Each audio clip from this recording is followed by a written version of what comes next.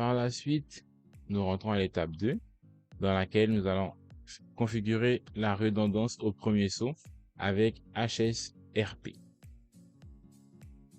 Très simple, on nous demande d'utiliser la commande traceur pour voir la route utilisée vers l'adresse de bouclage. On va aller sur le PCA, commande prompt, traceur. Ici, on voit que nous avons les mêmes résultats affichés. À ce niveau-là, tout est correct.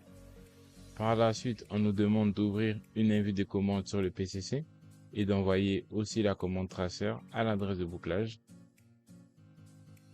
Nous allons le faire.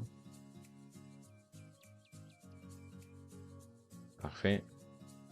Nous voyons par où est-ce qu'il passe. Ici, il va passer par le routeur R3 pour se rendre vers l'adresse de bouclage. Et du PCA, il va passer par le routeur R1 pour se rendre à l'adresse de bouclage. Donc ici, tout est correct. Ensuite, on nous demande de faire un ping -T vers l'adresse de bouclage. Et par la suite, nous allons devoir fermer le port F05 sur le routeur, sur la switch S1 et de voir qu'est-ce qui va se passer. Ici, vous avez bien aperçu. Nous allons le réaliser à l'instant. PCA. C'est la commande ping-t pour envoyer des paquets en illimité. Nous allons nous rendre sur notre switch.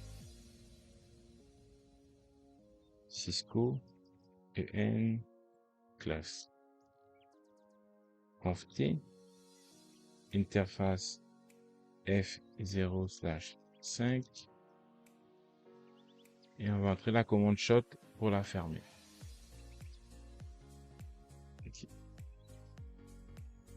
Nous allons le voir en temps réel. On va aussi ajouter notre PCA. Okay. Ici, on voit que les pings se propagent avec succès. Et nous allons fermer l'interface F05.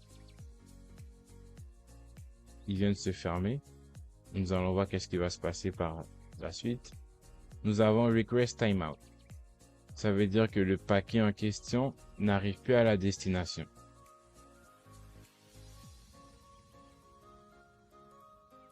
Ici, on voit que ça se répète quand même. Donc, pour s'assurer, en fait, pour pouvoir suivre le paquet, pour voir qu'est-ce qui se passe, nous allons rentrer en mode simulation. Et ici, on peut voir le chemin emprunté. Le paquet quitte le PCA, passe par la switch S1, arrive à la switch S2, arrive à la switch S3, il est bloqué. Il n'y a aucun chemin pour lui de rejoindre R2. Et donc, c'est pour ça que nous avons le fameux Request Timeout. Donc, ici, c'est correct. On va l'arrêter. Et donc, pour répondre à la prochaine question, qu'advient-il du trafic du ping? En gros, le trafic, il est interrompu car les paquets se perdent. Ils ne peuvent plus arriver à destination parce qu'il n'y a aucun chemin connu pour qu'ils puissent se rendre vers R2. Et ici, on nous demande de répéter les mêmes étapes, mais de l'autre côté. Donc, nous allons réouvrir notre port, no shutdown, pour ouvrir le port. Et nous allons rentrer sur S3, Cisco, EN classe, conft interface F0/5, shot au shutdown. Et ici, nous allons envoyer des pings en illimité vers l'adresse de bouclage. Ici, on fait shutdown. Et on peut voir que l'interface est fermée. Et donc, les pings ne passent plus. Et ce qui arrive est la même chose qui s'est produite via le PCA. Le ping va partir du PCC vers la switch R3, puis vers S1. et ne va pas pouvoir rejoindre R2. On va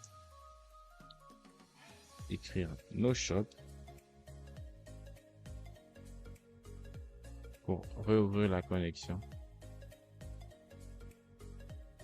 Et à partir d'un certain moment, on peut réaliser que les pings retrouvent la destination. Ensuite, on nous demande de configurer HSRP sur R1 en utilisant ces commandes prédéfinies. Nous allons nous rendre sur R1 en mode config terminal, INT pour interface, G0/1, par la suite standby, version 2, ensuite standby 1 IP et on définit l'adresse IP 192.168.1.254. Par la suite, nous allons définir la priorité pour 150 et nous allons forcer le routeur R1 afin qu'il devienne le routeur actif par défaut en utilisant la commande standby 1 ramped. Excellent. Ensuite, ND copy round start. Nous allons nous rendre sur R3 et réaliser la même chose.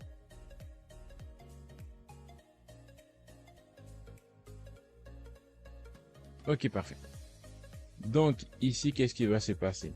Grâce à la commande standby 1 IP avec 192.168.1.254, ici on va avoir une adresse IP qui va être virtuelle afin que chaque poste puisse avoir une redondance sur le réseau.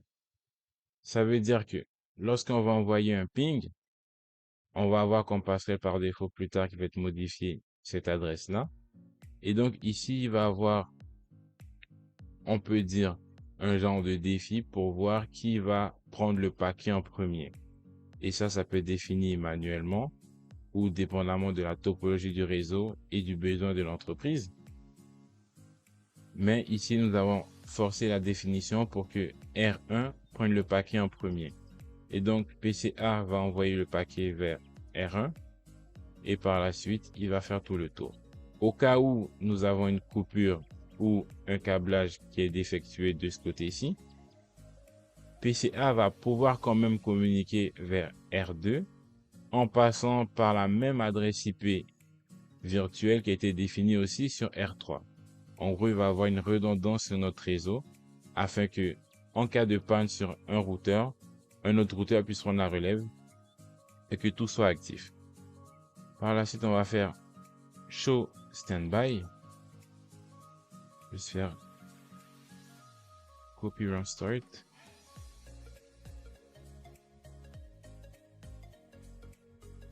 Parfait. Ici, on va faire show standby.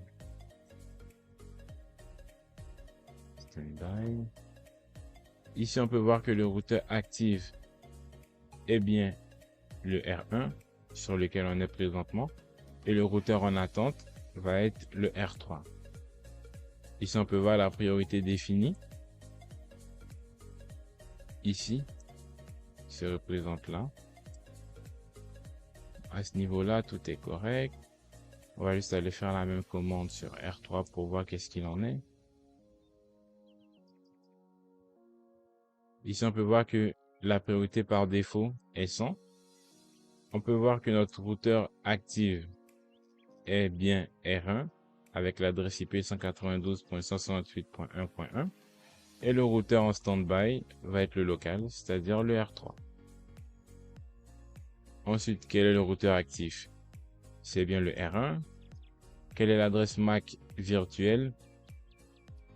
L'adresse MAC virtuelle, c'est celle-ci. Ensuite, quelles sont l'adresse IP et la priorité du routeur en veille? Ok. Ici, on a sa priorité.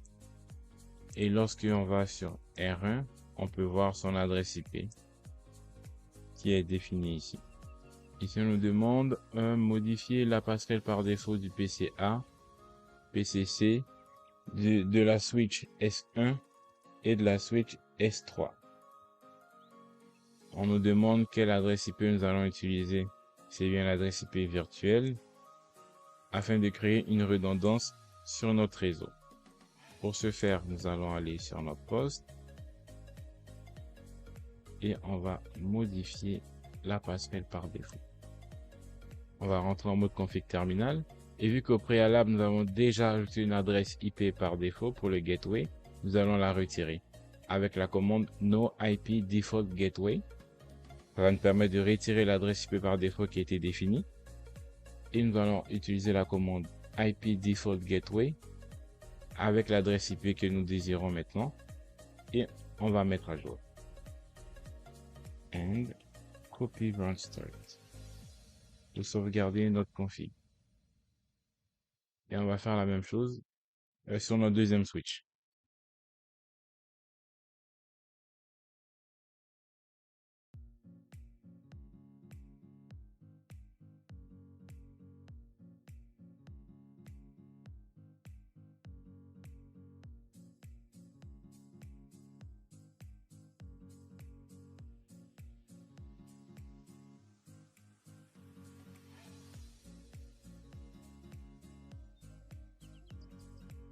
Parfait. Par la suite, à l'étape 4, on nous demande d'envoyer des pings de façon infinie. Et par la suite, on nous demande de déconnecter le câble pour voir qu'est-ce qui va se passer sur le trafic. Donc, on va aller sur le PCA.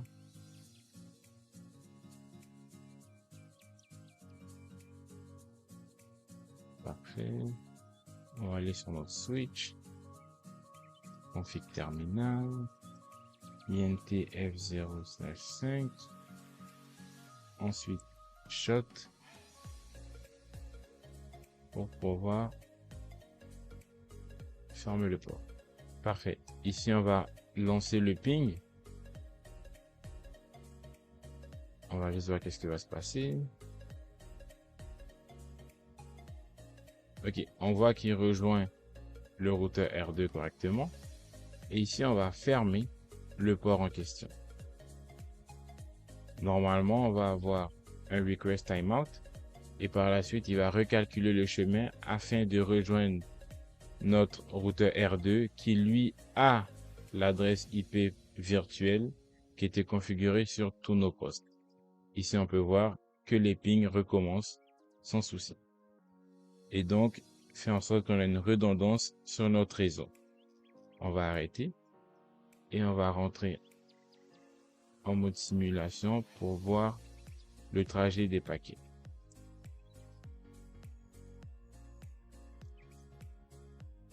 Ici, on peut voir qu'auparavant, lorsqu'on se rendait à la switch R3, le paquet était perdu. Maintenant, il suit son chemin, il va à destination et il revient. Parfait de ce côté-là. On va annuler ça. Par la suite, on nous demande de modifier les priorités du HSRP et de changer la priorité à 200 pour le routeur R3. Très simple, nous allons aller sur le routeur R3 en mode config terminal et nous allons utiliser cette commande. On va rentrer sur l'interface en question. On va utiliser la version Standby V2 comme on l'a fait depuis le début. Et au niveau du Standby 1 Priority, on va la définir à 200. On va faire End. quel est le routeur actif? Présentement, on va faire un show standby.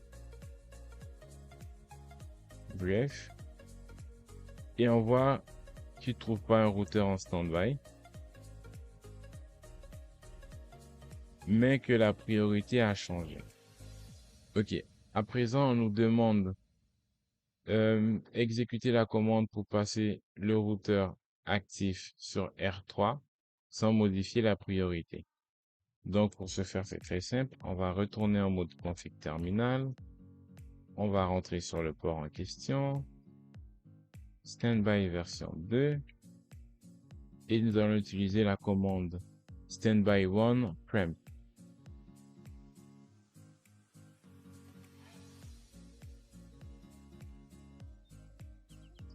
En utilisant cette commande, on va forcer le changement des priorités. On va réactiver notre port.